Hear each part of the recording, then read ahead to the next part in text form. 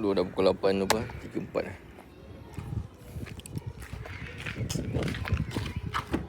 Kalau jom jom, Hola. Kasi cepat. Jangan maju. Cepat.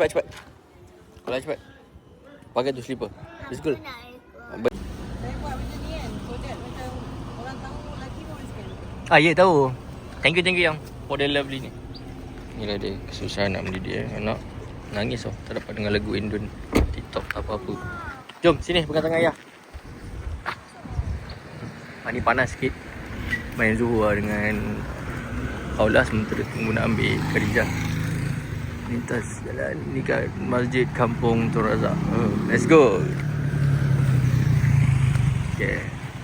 Xiao Jian. Janganlah nangis. Apa lah nangis? Alah. Dah lagi ke lah. Jom.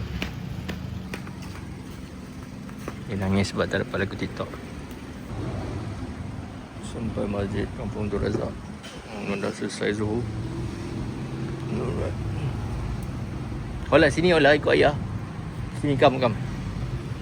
Cepat. I nak pergi toilet dulu. Let's go. Oh ni dia punya QR. Siapa nak ni? Derma.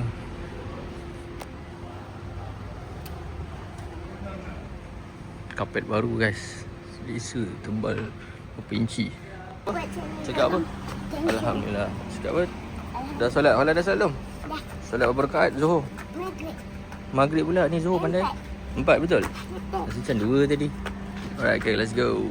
Very hot today. Sekolah tak boleh. Jom kita ambil. Yelah, tadi tak masuk waktu ni. Kita ambil kakak pula. Very hot lah. Tapi itulah bila panasnya cantik awan lah.